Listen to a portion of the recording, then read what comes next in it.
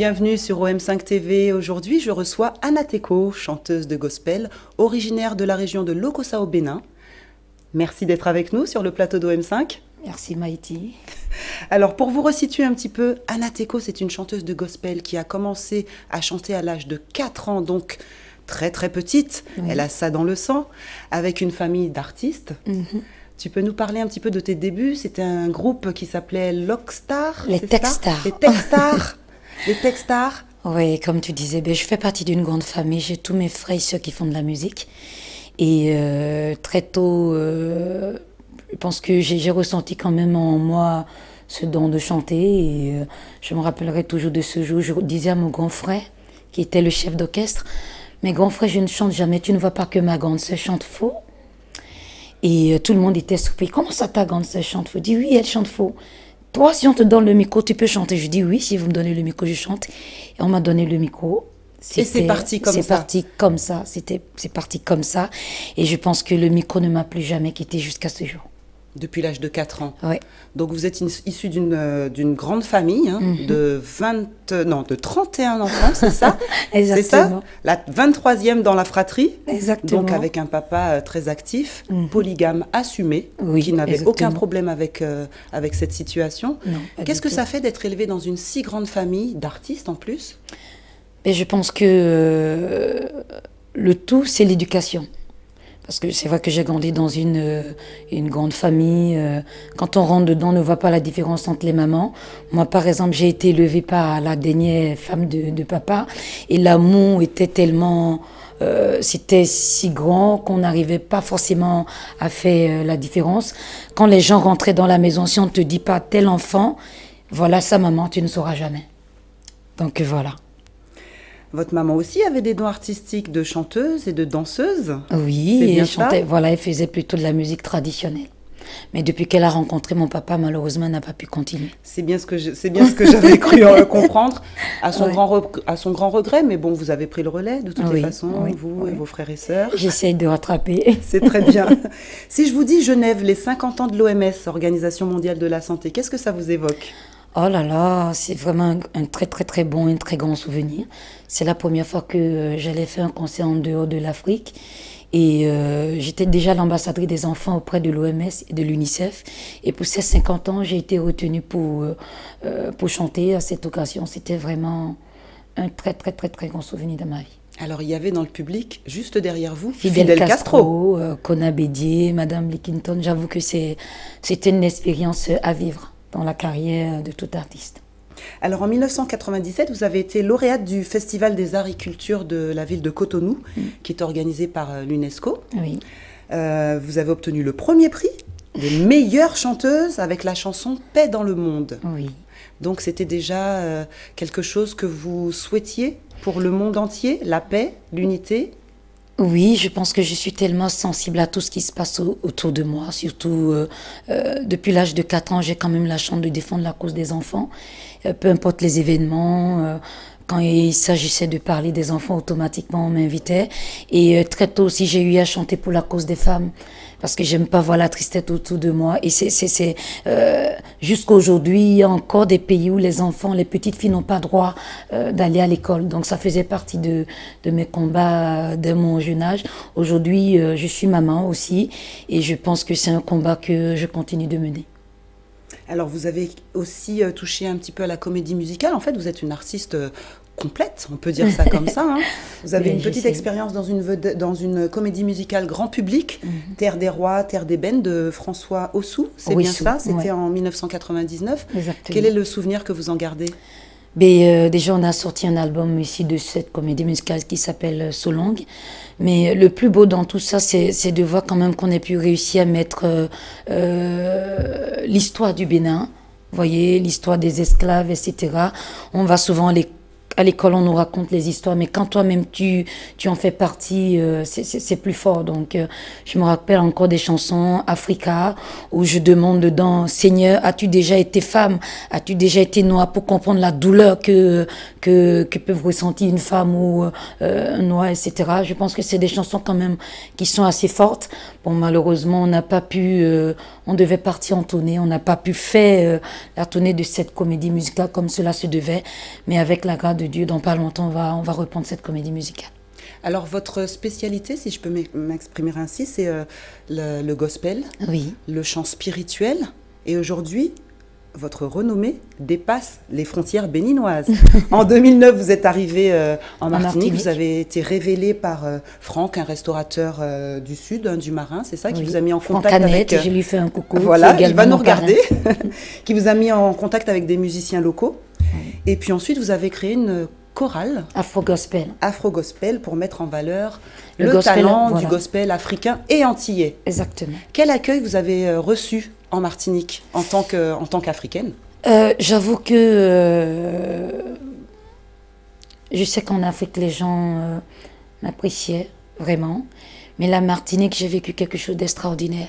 Parce que c'est la première fois que je ressentais autant l'amour d'un public, autant l'amour d'un peuple. Je profite pour dire encore un grand merci aux Martiniquais pour cet amour qu'ils m'ont donné dès mon arrivée tout de suite. J'ai compris quelle était ma mission, celle d'aller vers les gens, celle de partager l'amour.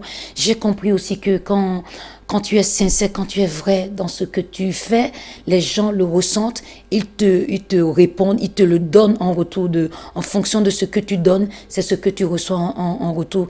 Et la Martinique m'a vraiment, vraiment marqué. C'est vrai qu'il y a eu des moments difficiles, mais je garde de la Martinique vraiment un grand souvenir très, très positif. Grâce aux Martiniquais, je me suis levée, je me suis dit non, je sais là où je veux aller et je ne me suis pas trompée. Alors, il y a un titre qui a marqué les esprits, un titre qui a cartonné, le titre « T'aimer, seulement t'aimer », qui est une chanson d'amour, qui fortifie les couples et les chrétiens d'une manière générale. Oui, je pense que c'est une chanson qui a été composée par M. José Versol. Je lui fais un coucou également. Cette chanson, quand on dit « Je t'offre mon cœur comme un bouquet de fleurs. Mon seul désir, c'est de t'aimer et toujours te louer. » Dans un premier temps, les gens pensaient, en tout cas, quand on écoute cette chanson, tout de suite, on se dit, c'est une chanson qu'elle adresse à son mari. Non, c'est une chanson pour mon Seigneur qui m'a tout donné. Et puis, souvent, les gens m'invitent, j'ai beaucoup voyagé, je fais le tour du monde avec cette chanson pour chanter dans les mariages, parce que les gens, comme tu disais, se sentent vraiment... consolidé, tout le monde a envie d'entendre cette chanson. Je t'offre mon cœur, vous savez, c'est romantique. Et je suis contente d'avoir interprété cette chanson. Vous savez quoi? On va l'écouter tout de suite. La vie me désole, toi l'amour de l'amour. Je reviens aujourd'hui, oui, au pied de ta croix. Après tous mes naufrages, et après mon désert, je reviens, oh mon Dieu, au chaud dans ta maison. Voilà, j'espère que vous avez apprécié ce titre. T'aimer seulement t'aimer. L'amour, qu'est-ce que c'est l'amour? Le vrai amour. Le vrai amour. Justement, on y vient. Votre époux, puisque vous êtes une femme mariée, Gilles Gabellus est martiniquais, donc vous êtes mariée depuis 2009. Oui. Comment a eu lieu votre rencontre Antilles-Afrique? Oh là là, quelle longue histoire. On ne va pas rentrer dans trop de détails. Vous êtes sûr que vous voulez entendre cette histoire? Non, mais je pense que je bénis toujours ce jour. Et mon mari et moi, en fait, Gilles et moi, on s'était rencontrés lors d'un concert spirituel. Et comme je dis, le destin est tracé. Nous devons faire un choix. Je pense que ce concert duquel on s'était rencontrés, je ne devais pas chanter parce que les organisateurs avaient fait une fausse pub avec mon nom. J'étais pas au courant. Ils avaient annoncé déjà au public que je venais à un concert et les gens se sont déplacés en masse. Sauf qu'arrivé à une certaine heure, les gens ne me voyaient pas sur scène. Ils étaient fâchés, les gens commençaient à casser des trucs. Et là, les organisateurs, à 23h le soir, m'ont appelé, m'ont supplié, viens chanter, s'il te plaît. Je disais, non, je ne viens pas, il faut que tu viennes. Et dans ce concert, concert, je me suis levée habillée simplement, rien du tout. J'ai mis un pagne africain, j'ai mis une grosse coiffe comme ça, tellement j'étais fâchée. Et je suis partie à ce concert. Donc, aussitôt arrivé, dès que les gens annonçaient Anateko était là, les gens se sont levés, ils étaient contents parce que enfin ils ont attendu longtemps. Alors que ce que Dieu me réservait, c'était l'amour de ma vie, c'était l'homme de ma vie. Et c'est pourquoi des fois je pense que Dieu nous donne vraiment le discernement, même dans les moments difficiles, qu'on puisse écouter cette petite voix qui nous appelle. Et c'est comme ça, mon mari et moi, on s'est rencontrés. Mais dans un premier temps, c'était plutôt professionnel, hein. Il a écouté ma voix, il m'a proposé des concerts. Je suis venue faire des concerts à Paris. Et petit à petit, on s'est amouraché. Ça a donné ce que ça donne aujourd'hui. Ah bah aujourd'hui, Gilles Gabellus, votre époux, est votre producteur, votre manager, il votre est confident. Tout, en fait. Il est tout. Comment concilier la vie de famille, puisque vous êtes maman de 5 enfants? 5 enfants. Comment concilier la vie de famille, la musique, les concerts, la religion, l'amour? Je pense que quand il y a la complicité dans un foyer, quand il y a la sincérité, quand il y a l'amour, quand il y a le pardon, ça coule comme de l'eau. Je le dis souvent, c'est une chance que j'ai eu de le rencontrer, parce qu'un mari qui croit en toi, qui laisse tout, qui se sacrifie pour toi, aujourd'hui, c'est très rare. Vous voyez, la dernière fois, j'étais au Bénin, je suis rentrée il y a 2 jours. Il a accepté de s'occuper des enfants. Je suis partie pour ma carrière, bien sûr. Et ça, je pense que je le serai reconnaissant toute ma vie. Et je me dis, quand c'est Dieu qui t'a missionné, il fait en sorte que les conditions soient réunies. Et pour moi, la première condition, c'est l'homme qu'il a mis à mes côtés. Dans les moments difficiles, il est là. Au niveau de mon comportement, il est là pour me corriger. Et c'est vraiment un tout. Je suis comblée dans mon foyer. Et c'est ça qui fait cet amour que les gens ressentent dans tous mes concerts.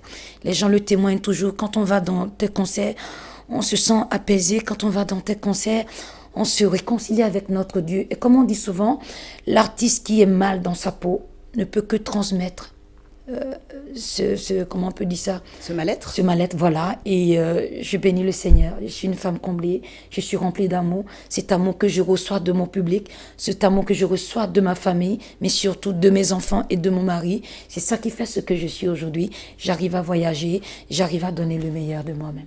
Anateko, on l'aura bien compris, vous êtes chrétienne. Oui. Vous chantez pour Dieu en priorité, pour les chrétiens et pour tout le monde avec une voix unique. Est-ce que vous considérez que vous avez une mission d'évangélisation? Oui, je pense. Je pense, comme je dis souvent, j'ai le choix aussi de faire autre chose. Mais je pense que je suis née pour ça. Je suis née pour chanter l'amour, je suis née pour chanter la paix, je suis née pour proclamer la gloire de Dieu. Et comme je dis souvent, je ne veux pas être une artiste comme tout le monde. Je ne veux pas chanter pour chanter. Et c'est cette prière que je fais souvent, mon Dieu. Fais de moi la différence. J'aimerais qu'à travers ma voix, que tu puisses restaurer des âmes. J'aimerais qu'à travers ma voix, que tu puisses transformer des gens, parce qu'on en a besoin. On est dans un monde en déclin. On est dans un monde où il n'y a plus de repères. Et je prie qu'à travers ma voix, qu'à travers mes chansons, les gens puissent retrouver le repère. Ça va, notre Seigneur. Justement, quelle est la place de la femme dans le christianisme, Est-ce que vous envisageriez éventuellement d'être pasteur? Est-ce que ça existe? Est-ce qu'il existe des femmes pasteurs? Oui, il y a des femmes pasteurs, mais c'est pas ce que je souhaite. Je veux rester comme je suis chante tout simplement. Maintenant, il arrive des fois, quand tu te laisses guider par l'Esprit de Dieu, des fois dans des concerts, l'Esprit te parle. Il y a des paroles qui viennent, des paroles pour... la vérité sort souvent quand tu te laisses guider. Mais quand tu veux tout gérer, c'est là qu'on se sent un peu perdu. Vous savez, dans les concerts spirituels, je pense que je fais ce travail, laisser l'Esprit de Dieu prendre le contrôle, me laisser guider par l'Esprit. Souvent, les gens me disent, tu dis, tu n'es pas une femme pasteur, mais quand on t'écoute, on se dit que tu es pasteur. Non, c'est Dieu qui décide. Mais aujourd'hui, je suis centre et je m'en contente. Et je disais tout à l'heure à mon mari, je pense qu'il me manque la parole. J'ai envie de me donner davantage à la Bible, apprendre davantage pour pouvoir emmener les frères, pour pouvoir convaincre les gens avec la parole. Aujourd'hui, je sais ce qui est écrit. J'essaye de moi-même d'être l'exemple de ce que je chante. C'est très, très important. On entend dans le monde aujourd'hui, fais ce que je dis, mais ne fais pas ce que je fais. Mais moi, je prie Dieu pour emmener les gens, déjà que mon comportement puisse convaincre les gens, que les gens n'aient pas à se demander elle est qui. Mais quand on voit la manière dont je me comporte déjà dans mon foyer, la manière dont je vis avec mon prochain, que cela puisse emmener les gens vers le Seigneur. On disait tout à l'heure que vous n'aimiez pas les discriminations, que vous vous étiez donné un but, la valorisation pardon, de la femme noire, c'est un de vos principaux combats. Tout à l'heure, on évoquait aussi les dangers, les tentations, le mal. Comment y faire face dans une société où tout est à la portée de tout le monde? Mais moi, je pense encore une fois que c'est l'éducation pour moi. Quand tu es bien éduqué, peu importe le milieu dans lequel tu te retrouves, tu n'oublies pas tes valeurs. Vous voyez, je suis dans un milieu où je rencontre des hommes tous les jours. Je suis dans un milieu où je suis draguée tous les jours. Mais comme je sais qui je suis, et j'aime le dire, je sais, je suis une princesse de l'Éternel. Dès lors, je connais ma valeur. Je sais que je ne dois pas faire n'importe quoi parce que je ne veux pas salir le nom de Dieu. Je sais que partout où je passe, je veux être un modèle pour cette génération. Je veux être un modèle pour ma génération. Je veux être un modèle pour les femmes. C'est pourquoi je fais très attention à ma manière de m'habiller. Je fais très attention à ce qui sort de ma bouche parce que les gens viennent souvent me poser des questions. Mais c'est difficile de dire à quelqu'un, tu sais, fais comme ça, fais comme si, alors que moi-même je fais le contraire. Je ne dis pas que je suis parfaite, mais je me bats tous les jours pour être déjà un modèle pour mes enfants.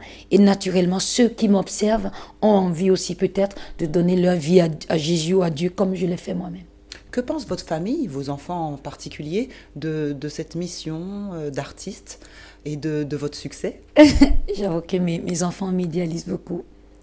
Ils sont un petit peu musiciens aussi. Ouais, hein. J'ai vu quelques vidéos d'un petit à la batterie. Ah ouais, ils sont tous des musiciens. Je fais un coucou à David, Rachel, Sarah, Marie, Jérémy, Élisée, sans oublier mon mari bien sûr.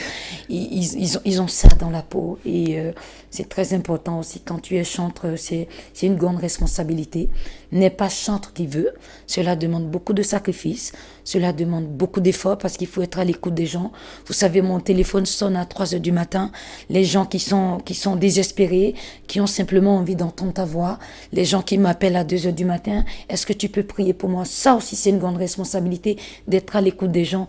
Quand les gens viennent dans ton concert, c'est pas seulement lors des concerts qu'on est artiste ou qu'on est chanteur, mais c'est une vie tous les jours de pouvoir écouter les gens, de pouvoir chanter pour eux. Ça, vous savez, les gens m'appellent des fois, ils me disent, tu sais, excusez-moi Anateko, est-ce que vous voulez juste fredonner telle chanson pour moi? Peut-être dans des moments comme ça, moi aussi j'ai mes problèmes, mais pas de voix, je le fais.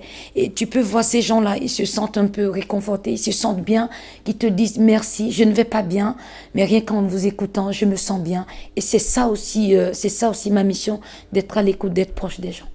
Ben justement, vous êtes maintenant une des plus belles voix d'Afrique. Merci beaucoup. Sincèrement, vous n'avez rien à envier aux Maria Carey, Céline Dion, etc. Hein, par exemple. Et est-ce que vous pourriez me fredonner, justement, puisqu'on vous demande souvent, au pied de ta croix? À travers ces quelques notes que je vais fredonner, j'aimerais vraiment que Dieu touche quelqu'un qui est désespéré. J'aimerais penser aux prisonniers. J'aimerais penser à toutes les femmes qui sont malheureuses, qui se sentent seules. Et surtout à tous ceux qui traversent des moments difficiles en ce moment. Qu'à travers ces quelques notes, notre Dieu puisse vous réconforter et vous soutenir. C'est au pied de ta croix que je trouve le réconfort. Je n'ai plus peur de rien quand je suis blottie dans tes bras. Assoiffée de ton eau qui me redonne la vie. Tu me nourris avec ton pain de vie. Oui, la douceur de ta voix, je ne m'en lasserai pas. Quand tu me parles, je t'entends et je crois. C'est au pied de ta croix que je trouve le réconfort. Je n'ai plus peur de rien quand je suis blottie dans tes bras. Je ne sais pas ce que toi tu traverses en ce moment, mais moi dans les moments difficiles, j'ai retrouvé le réconfort dans les bras de mon Seigneur et c'est lui que je te recommande en ce moment. Dépose à ses pieds tes fardeaux et tu verras que tu vas te sentir léger. Je vous le conseille comme ami fidèle. Si tu n'es pas capable de diriger ta maison, dis-moi comment pourrais-tu diriger la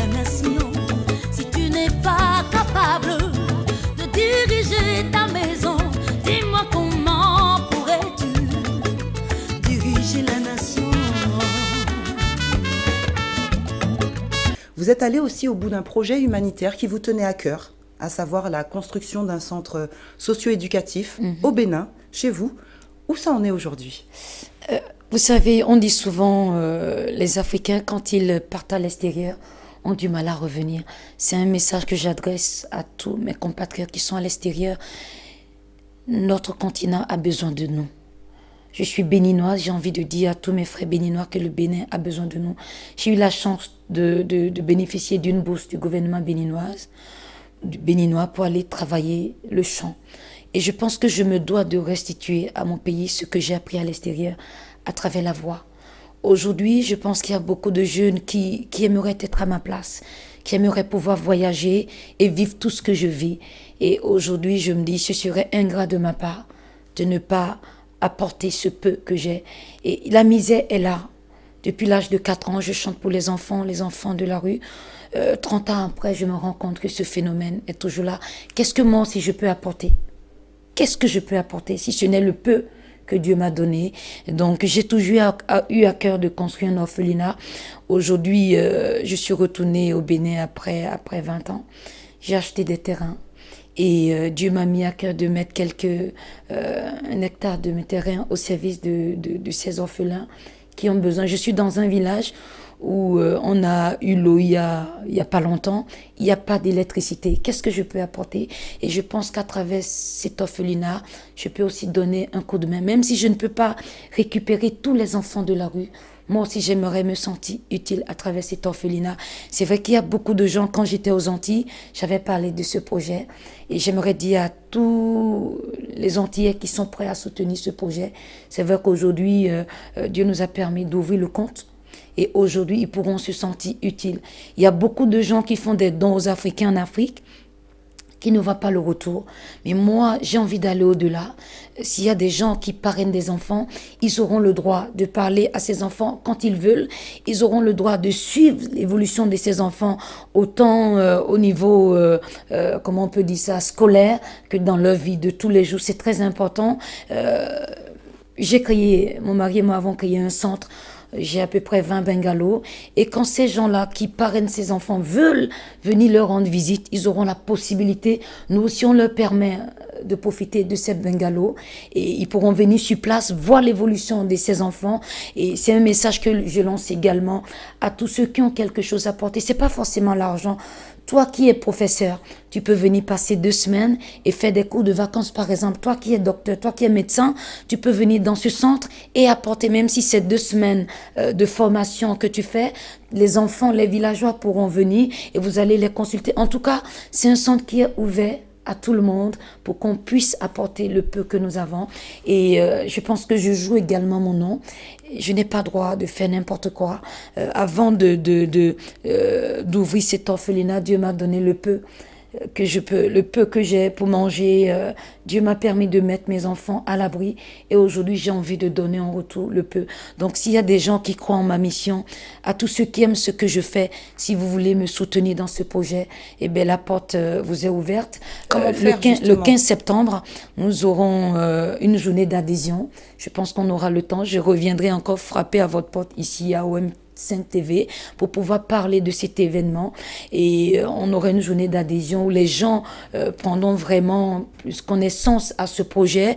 Ils pourront s'inscrire. Ceux qui veulent vraiment adhérer à long terme pourront le faire. Ceux qui veulent soutenir l'association à court terme pourront le faire. En tout cas, on a besoin de tout le monde. Le 15 septembre, une date à noter pour cet événement. Alors votre public toujours de plus en plus nombreux vous suit, vous soutient. Par quels moyens peut-on aussi s'informer sur votre actualité, vos dates, vos événements? Vous avez un site internet, une chaîne YouTube, vous êtes présente sur les réseaux sociaux? Oui, sur YouTube, si vous voulez regarder mes concerts, mes clips, vous tapez Anateco et ça va défiler. Mais surtout pour ceux qui sont en France, vous allez sur Anateco France. Anateco France. Si vous voulez rentrer en contact, discuter. Et pour ceux qui sont aux Antilles, c'est Anateco Antilles-Guyane. Carrément. Carrément. Il y en a pour vrai tout que le monde. Vous savez, 5000 contacts, ça tue très très très vite. Voilà. Donc vous allez sur Facebook, Anateco France pour ceux qui sont en France et Anateco Antilles-Guyane pour ceux qui sont aux Antilles, Anateco Afrique pour suivre mes événements pour ceux qui sont en Afrique. Mais surtout, vu que je suis en métropole pour 2-3 ans, je tiens à préciser également que je chante pour les mariages, les anniversaires, les baptêmes, c'est pareil. Pour me contacter, allez sur Facebook, Anateco France. La page Facebook Anateco France, voilà, n'oubliez pas. Vous mettez un petit message et c'est avec plaisir que je reprends contact avec vous. Aussi, n'hésitez pas à aller regarder mes clips. Et si ça vous plaît, n'hésitez pas à cliquer. C'est très important. Et plus vous regardez les clips, et plus les gens vont croire que j'ai quelque chose à vous apporter. Si vraiment vous y croyez, n'hésitez pas à liker, partager mes clips. Et c'est ce qu'on peut demander quand on échange. Ça fait plaisir de voir que vous êtes suivis de près. Anateco, c'était un véritable plaisir de vous recevoir. Merci beaucoup, Notre Maïti. émission est malheureusement déjà terminée. On se reverra très vite. Merci beaucoup. Merci d'être venu. Merci à vous de nous avoir suivis. À bientôt. À bientôt.